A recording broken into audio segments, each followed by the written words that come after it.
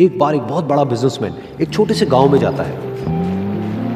उसका प्लान होता है कि उस गांव में एक फैक्ट्री लगानी है। वो एक ऐसी जगह तक पहुंच जाता है जहां पर उसके सामने नदी होती है और उसके सामने गांव होता है।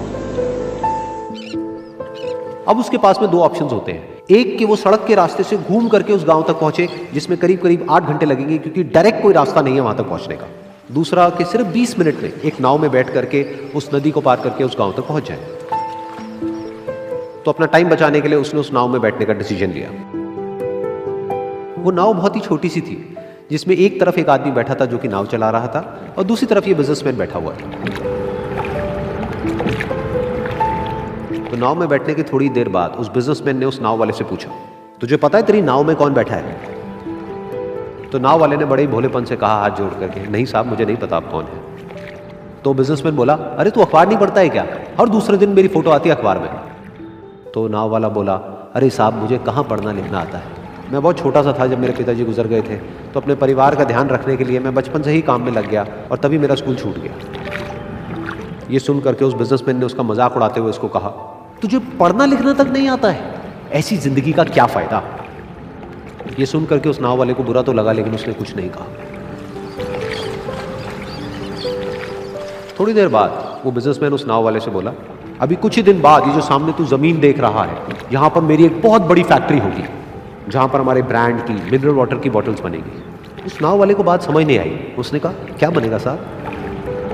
तो बिजनेसमैन थोड़ा सा इरिटेट होकर के बोला कि हमारे यहाँ पर पानी की बोतलें बनेंगी जो तेरे गांव में नहीं बिकेगी लेकिन शहरों में बहुत बिकती है। अरे कभी तू शहर गया होगा तो तूने देखी होगी पानी की बोतलें रखी होती है दुकानों पर। फिर वो नाव वाला बोला, अरे साहब मुझे कैसे पता होगा, मैं तो कभी इस गाँव से बाहर गया ही नहीं।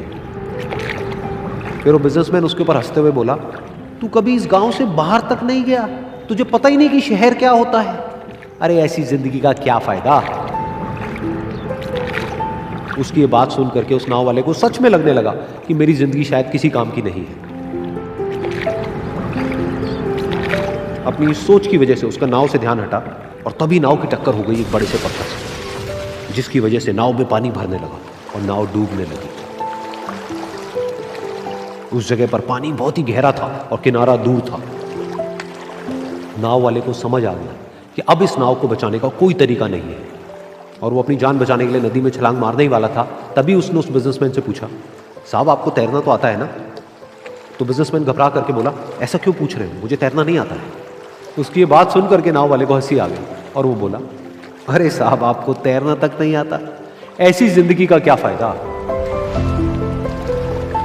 ये सुन करके उस बिजनेसमैन को अपनी गलती का एहसास हुआ और वो हाथ जोड़ करके उस नाव वाले से बोला, तुम जो कहोगे मैं तुम्हें दूंगा, बस मेरी जान बचा लो। तो उस नाव वाले ने बोला, अरे साहब आप घबराओ नहीं, मुझे सिर्फ तैरना नहीं आता है, मुझे डूबते हुए लोगों को बचाना भी आता है। आप मुझे कस के पकड़ लो, मैं आपको कुछ नहीं होने दूंगा। और फिर उस नाव वाले ने ना सिर्फ अपनी बल्कि उस बिजनेसमैन की भी जान बचाई। तो इस कहानी से हम एक बहुत बड़ी सीख ले सकते हैं कि हमें जिंदगी में कभी भी किसी का भी मजाक नहीं उड़ाना चाहिए या उसको अपने से कम नहीं समझना चाहिए, क्योंकि हमें नहीं पता कि हमें कब, कहां, कैसे, किसकी जरूरत पड़ जाए।